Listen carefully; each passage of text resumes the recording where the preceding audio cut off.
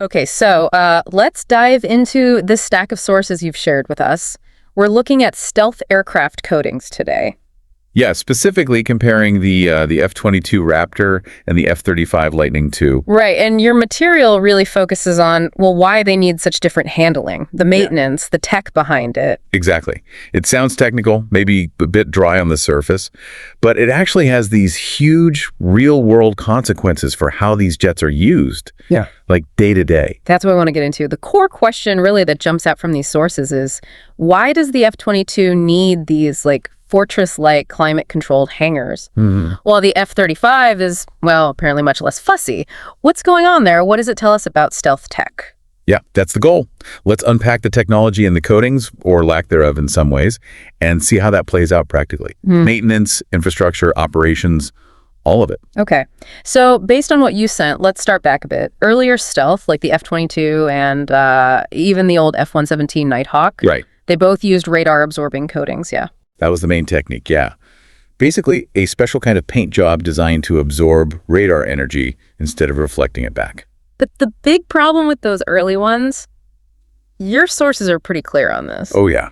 They were thin, which you might expect, but also really fragile, very delicate. So not exactly durable. Not at all. You can just paint it and forget it. Keeping that stealth surface intact meant a lot of careful, constant maintenance. Which leads us right into the F-22's situation. Your sources paint a pretty demanding picture. There's that story about Elmendorf Air Force Base back in 2007. That's a perfect example. The first F-22s meant for Elmendorf were delayed by 2 years. 2 years, just because the hangars weren't ready. Just because the specialized maintenance facilities weren't finished. Yeah. They needed something very specific. And these weren't just regular hangars, were they? The source calls them a gigantic maintenance super fortress. That sounds about right.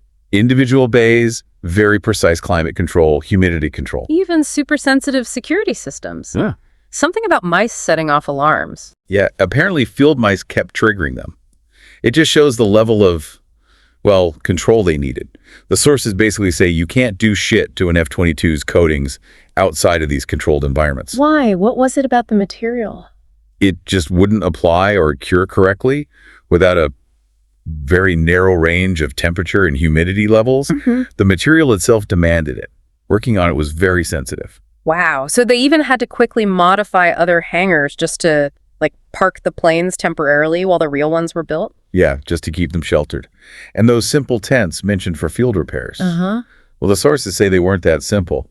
More like a half-ass workaround. Right. And only for very limited touch-ups. They still needed climate control inside the tent. They still had to try and control the environment inside that tent, yes. Yeah. Because full repairs were just impossible otherwise. The materials wouldn't set properly. So even the field fixes were a struggle. It really sounds like working on the F-22's stealth was a major difficulty. Oh, absolutely. The source uses some colorful language. Calls stealth coatings generally a giant throbbing ass pain compared to regular planes. Oh, okay. And for the F-22 specifically, because the coatings were so fragile and needed those perfect conditions, it made maintenance super demanding. Time, cost, hassle. And there was something about the materials maybe being toxic too, the gap fillers. Yeah, the older compounds potentially were, though the source thinks that probably improved after around 2015. Still, it adds another layer of complexity. Okay, so F-22. High maintenance, fragile coatings, needs a climate bubble, specialized buildings. Yeah, got it. Now, the F-35. The sources say this is a generation ahead. How's it different? It's a fundamentally different approach. They moved away from just applying a coating on the surface. Right, it's not a coating per se. It's baked into the panels. Exactly. The stealth capability is integrated right into the structure, part of the material itself. Oh, what is the material? The source mentioned something called fibermat.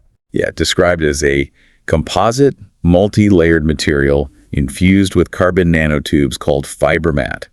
So the stealth isn't just paint, it's in the composite panel. And this is Lockheed Martin tech. The source speculates it might be a mix of carbon fiber and something called BMI, bismaleimide. That seems plausible. A thermosetting composite. And the big advantages highlighted are, one, it's exceptionally strong. Okay. And two, unlike the F-22's delicate skin, this stuff is meant to last the life of the airframe. You're not constantly patching up a fragile outer layer. Because the stealth is part of the structure itself. Right. It's inherent to the panel's composite makeup. Much more robust. That sounds like a massive difference for the poor folks doing the maintenance. Huge difference. The sources really drive this home. There's that quote, comparing the work. Which one? Working on F-35s is a day at Disneyland compared to working on the Raptors. Disneyland. Wow. That's quite a comparison. But wait, the source adds important context, right? Oh, definitely. It immediately follows up with, they're still a pain in the ass compared to a regular old 16 or 15. So still harder than a non-stealth fighter. Absolutely. Stealth aircraft are just inherently complex machines. But the point is the relative improvement. The F-35 is a massive improvement over earlier low observable aircraft like the F-22 when it comes to maintenance ease.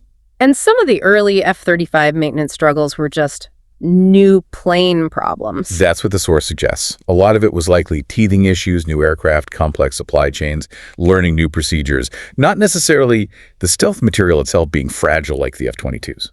Okay, that makes sense. So the core technology, the baked-in fiber mat, is just fundamentally more durable and easier to handle. Far more durable, much less sensitive to environmental conditions for repairs. A big step forward. So let's connect the dots. The so what? What does this difference really mean in the big picture? This is where it gets really interesting operationally. That improved durability, the easier maintenance, the reduced sensitivity, that's a major reason why the F-35C, the Navy version, can actually operate off aircraft carriers. Ah, right. Carriers must be a nightmare environment for maintenance. Salt spray, tight spaces, moving deck. Exactly. And compare that to the F-22. The source mentions they considered a naval F-22 at one point. Yeah. And the reaction, quoting the source here, was basically, ain't no fucking way. Okay. Pretty clear then. It wasn't just the price tag, though that was high too. A huge factor was that the intense, environmentally demanding maintenance of the F-22's coatings just made reliable carrier operations seem completely impractical. Wow, so the coating technology literally dictated whether the plane could even be considered for carrier use. Pretty much. It shows how a material science choice can have these massive ripple effects on strategy and deployment. Okay, so summing up this deep dive then, we went from the F-22's approach, these applied, fragile, very climate-sensitive coatings needing fortresses to maintain, High upbeat. to the F-35's method, stealth baked right into the durable composite fiber mat structure, much more robust, way less demanding environmentally. And that difference isn't just academic. It radically changes the maintenance burden, the infrastructure needed, and unlocks operational capabilities, like putting the F-35 on a carrier, which was basically a non-starter for the F-22 concept. It really makes you think, doesn't it? So here's something for you, the listener, to chew on.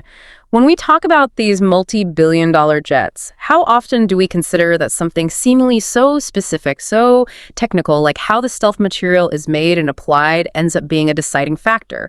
It influences cost, yes, but also the buildings you need, the skills required, and fundamentally, where and how this incredibly advanced machine can actually be used in the real world.